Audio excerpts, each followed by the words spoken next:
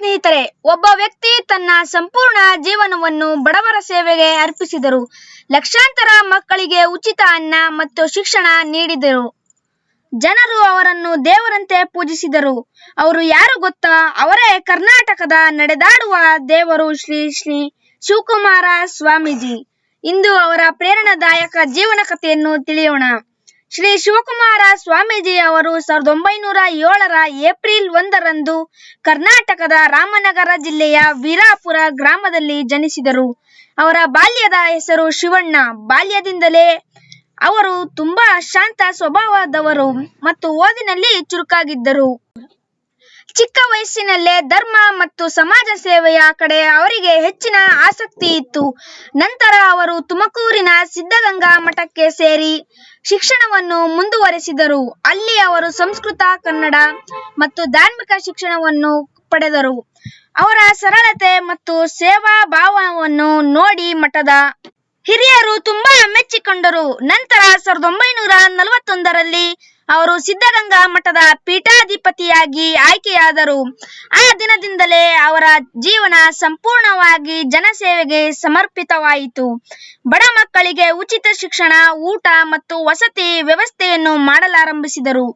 ಪ್ರತಿದಿನ ಸಾವಿರಾರು ವಿದ್ಯಾರ್ಥಿಗಳಿಗೆ ಅನ್ನದಾನ ಮಾಡುತ್ತಿದ್ದರು. ಜಾತಿ, ಧರ್ಮ, ಬಡತನ ಯಾವುದನ್ನು ನೋಡದೆ ಎಲ್ಲರಿಗೂ ಸಹಾಯ ಮಾಡುತ್ತಿದ್ದರು.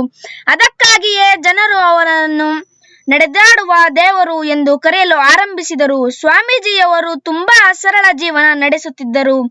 ಸಾಮಾನ್ಯ ಬಟ್ಟೆ ಧರಿಸುತ್ತಿದ್ದರು, ಸರಳ ಆಹಾರ ಸೇವಿಸುತ್ತಿದ್ದರು ಮತ್ತು ಸದಾ ವಿದ್ಯಾರ್ಥಿಗಳ ಜೊತೆ ಸಮಯ ಕಳೆಯುತ್ತಿದ್ದರು. ಅವರ ಶಿಕ್ಷಣ ಸೇವೆಯಿಂದ ಲಕ್ಷಾಂತರ ವಿದ್ಯಾರ್ಥಿಗಳು ಉತ್ತಮ ಜೀವನ ಪಡೆದರು. ಅನೇಕ ವೈದ್ಯರು, ಇಂಜಿನಿಯರ್ಗಳು ಮತ್ತು ಅಧಿಕಾರಿಗಳು ಸಿದ್ಧಗಂಗಾ ಮಠದಿಂದಲೇ ಓದಿ ಬೆಳೆದಿದ್ದಾರೆ. ಶಿವಕುಮಾರ ಸ್ವಾಮೀಜಿಯವರು ಎಂದಿಗೂ ಹಣ ಅಥವಾ ಖ್ಯಾತಿಗಾಗಿ ಬದುಕಲಿಲ್ಲ. ಅವರ ಜೀವನದ ಏಕೈಕ ಗುರಿ ಜನರಿಗೆ ಸಹಾಯ ಮಾಡುವುದು.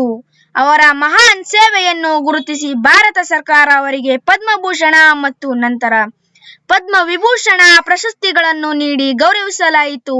100 ವರ್ಷ ದಾಟಿದ ನಂತರವೂ ಅವರು ತಮ್ಮ ಸೇವೆಯನ್ನು ನಿಲ್ಲಿಸಲಿಲ್ಲ. ಪ್ರತಿದಿನ ವಿದ್ಯಾರ್ಥಿಗಳಿಗೆ ಭೇಟಿ ಮಾಡುತ್ತಿದ್ದರು ಮತ್ತು ಅವರ ಸಮಸ್ಯೆಗಳನ್ನು ಕೇಳುತ್ತಿದ್ದರು. 2019 ಜನವರಿ 21ರಂದು ಶ್ರೀ ಶಿವಕುಮಾರ ಸ್ವಾಮೀಜಿಯವರು ನಿಧನರಾದರು. ಆದರೆ ಅವರ ಸೇವೆ, ಪ್ರೀತಿ ಮತ್ತು ಆದರ್ಶಗಳು ಇಂದಿಗೂ ಕೋಟ್ಯಾಂತರ ಜನರ ಹೃದಯದಲ್ಲಿದೆ. ಇಂದಿಗೂ ಸಿದ್ಧಗಂಗಾ ಮಠದಲ್ಲಿ ಸಾವಿರಾರು ಮಕ್ಕಳಿಗೆ ಉಚಿತ ಶಿಕ್ಷಣ ಮತ್ತು ಅನ್ನದಾನ ನಡೆಯುತ್ತಿದೆ. ಇದು ಸ್ವಾಮೀಜಿಯವರ ಮಹಾನ್ ಸೇವೆಯ ಸಂಕೇತವಾಗಿದೆ. ಸ್ನೇಹಿತರೆ, ಶ್ರೀ ಶಿವಕುಮಾರ ಸ್ವಾಮೀಜಿಯವರ ಜೀವನ ನಮಗೆ ಒಂದು ದೊಡ್ಡ ಪಾಠ ಕಲಿಸುತ್ತದೆ. ನಿಜವಾದ ಮಹತ್ವವು ಹಣದಲ್ಲಲ್ಲ, ಇತರರಿಗೆ ಮಾಡುವ ಸಹಾಯದಲ್ಲಿ ಇದೆ. ಈ ಮಹಾನ್ ವ್ಯಕ್ತಿಯ ಜೀವನ ಕಥೆ ನಿಮಗೆ ಇಷ್ಟವಾದರೆ ವಿಡಿಯೋಗೆ ಲೈಕ್ ಮಾಡಿ, ಶೇರ್ ಮಾಡಿ, ಕಮೆಂಟ್ ಮಾಡಿ. Thanks for watching.